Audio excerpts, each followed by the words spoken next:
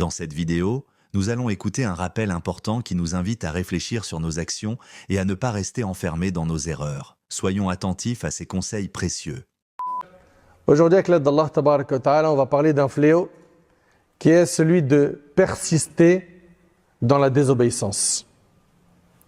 Persister dans le haram. Nombreux sont ceux et celles qui se sont fait piéger par Shaitan, par le diable. Et ils sont accros à certains péchés.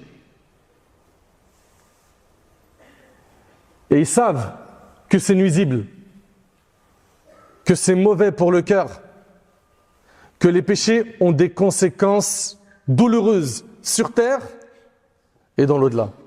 Mais jusqu'à maintenant, ils sont scotchés à ces péchés. Ils n'arrivent pas à s'en détacher. Et persister dans le haram, c'est gravissime. Notre bien-aimé Muhammad sallallahu alayhi wa sallam, dans le hadith de Abdullah ibn Amr ibn al-As radiyallahu anhu an jami' as-sahaba, le hadith il est rapporté par l'imam Ahmad dans le Musnad, il a dit alayhi salatu wa sallam, malheur à ceux qui persistent à commettre le péché en connaissance de cause. Le mot en arabe, c'est al-wail, qui a été traduit par malheur. Et vous savez, c'est quoi le sens du terme wail en arabe? Cheikh Al-Uthaymin, rahimahullah, il dit que ce terme a deux sens. Un, c'est un fleuve en enfer. Donc réécoute le hadith.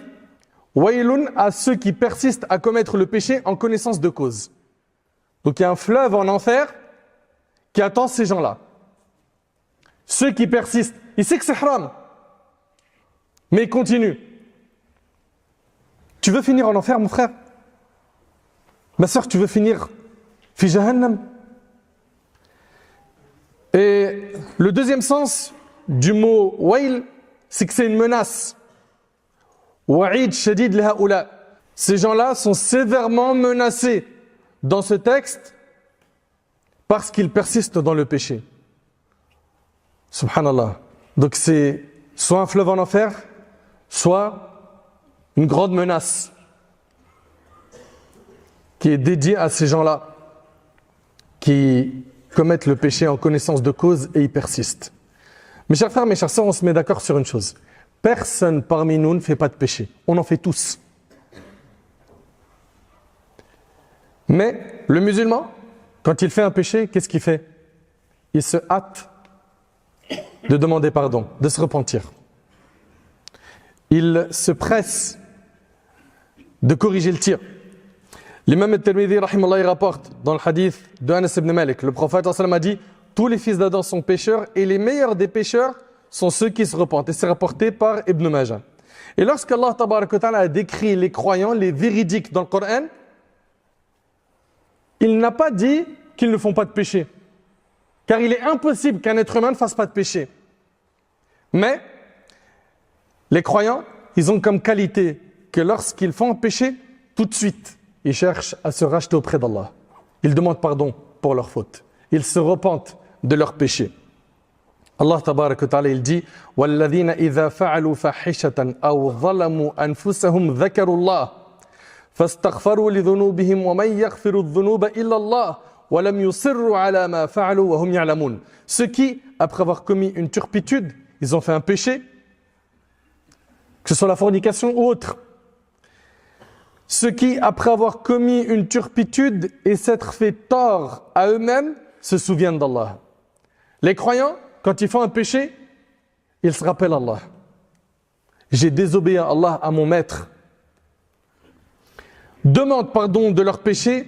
Et qui pardonne les péchés si ce n'est Allah? Et ne persiste pas sur ce qu'ils ont commis alors qu'ils savent.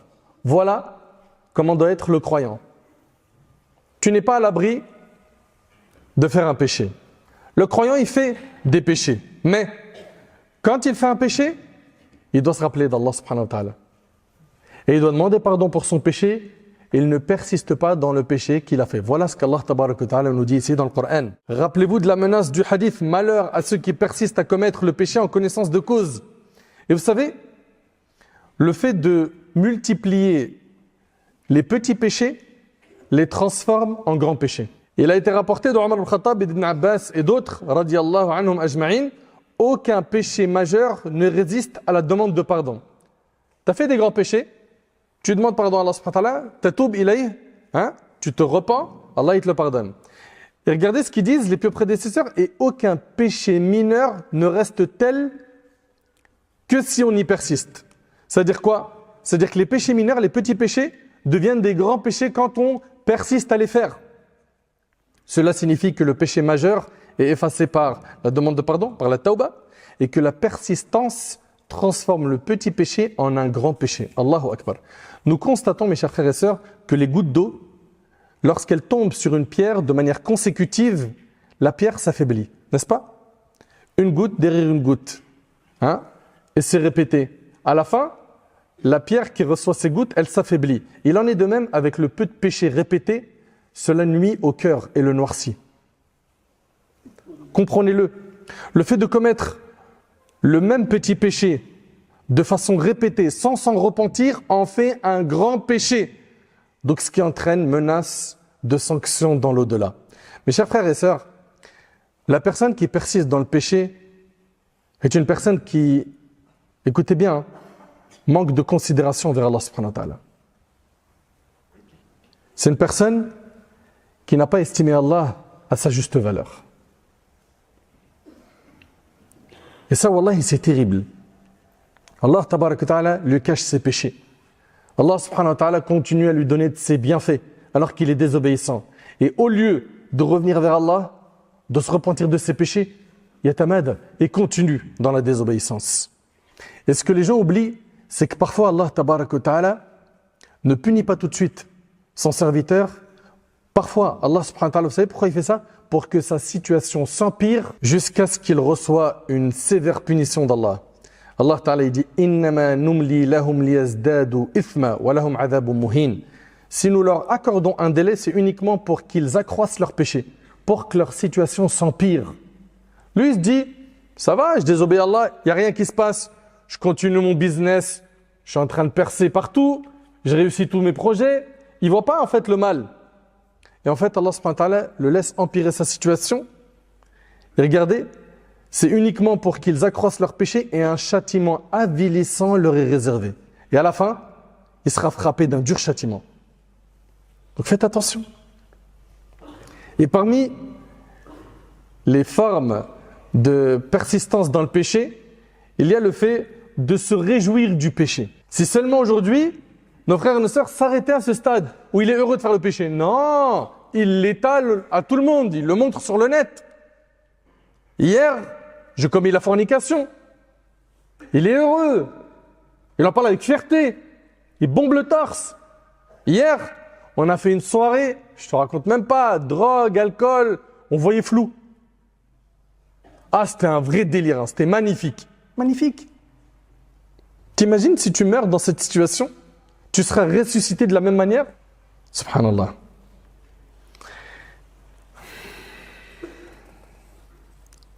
Il y a une différence entre le serviteur qui fait des péchés et qui regrette son péché et qui ne l'étale pas, et entre celui qui fait le péché, qui s'en vante et qui l'étale partout, sur le net, il en parle à ses amis et il en est fier.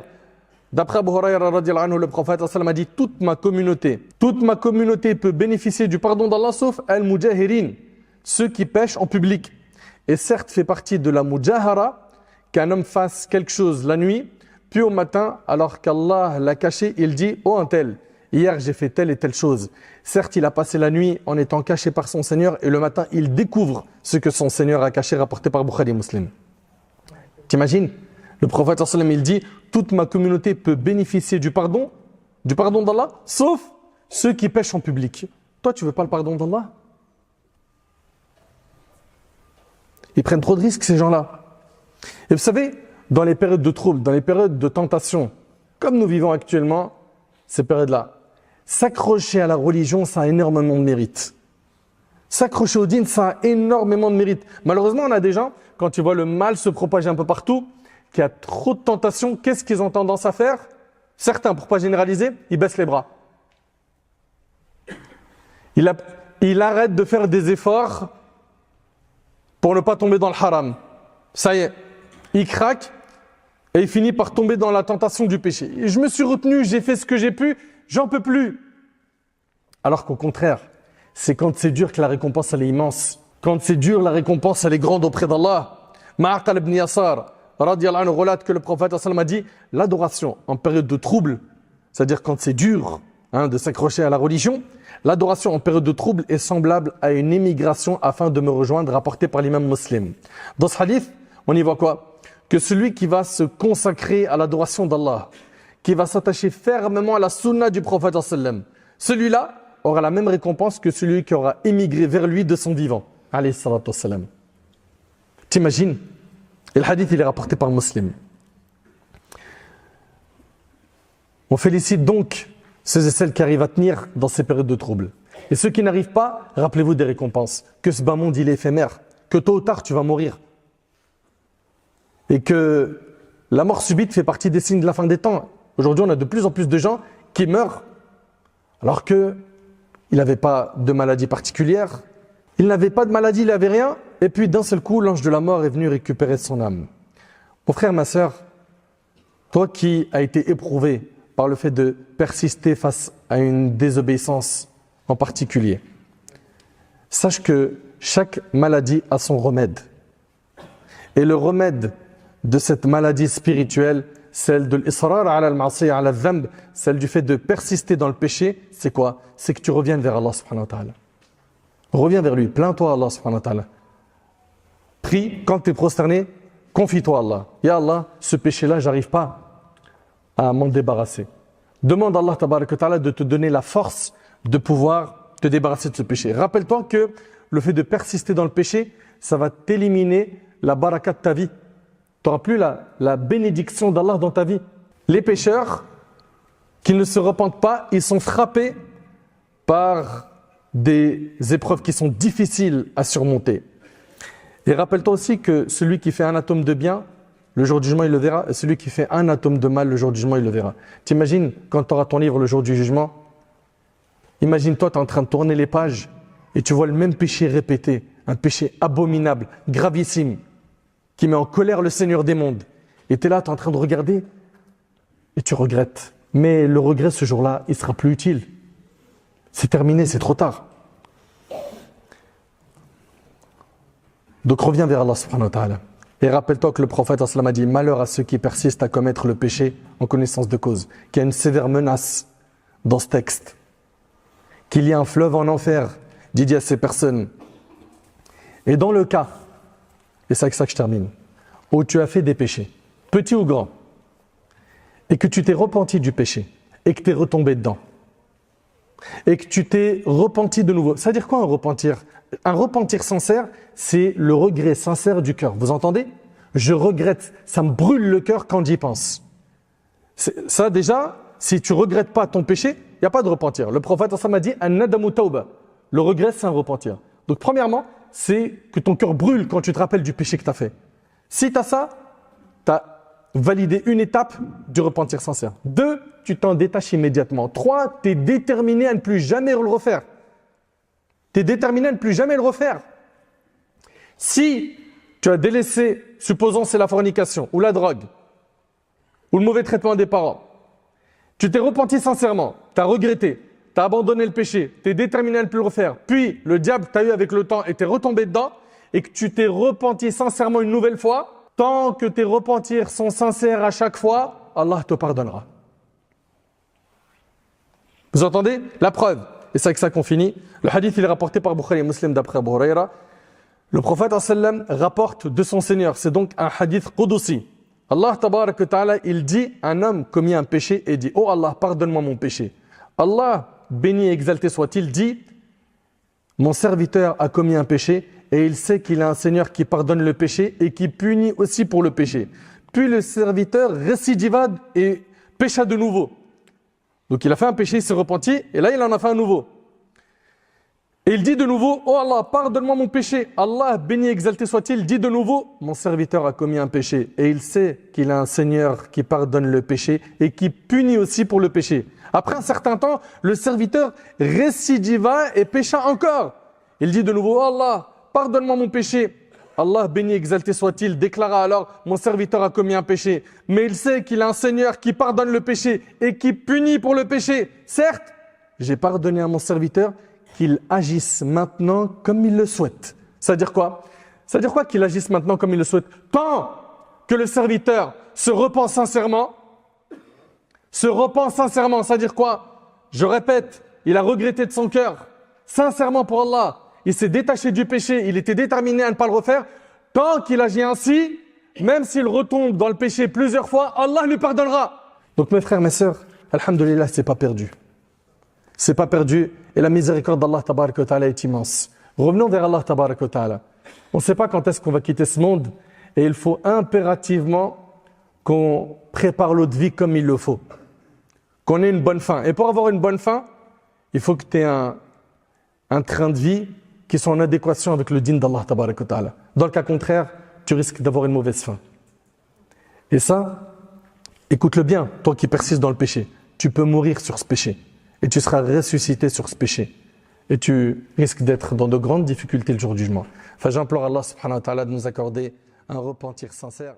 Comme nous l'avons entendu, il est normal de commettre des erreurs, car nous sommes humains. Mais ce qui compte, c'est notre réaction après ces fautes. Celui qui reconnaît ses erreurs et cherche à s'améliorer est bien plus fort que celui qui les ignore ou les justifie. Persister dans la désobéissance, c'est s'éloigner petit à petit de la lumière d'Allah. Alors que se repentir et essayer de s'améliorer, c'est un pas vers sa miséricorde. Chacun d'entre nous peut faire des efforts, aussi petits soient-ils, pour avancer dans la bonne direction. Qu'Allah nous aide à nous corriger et à rester sur le droit chemin.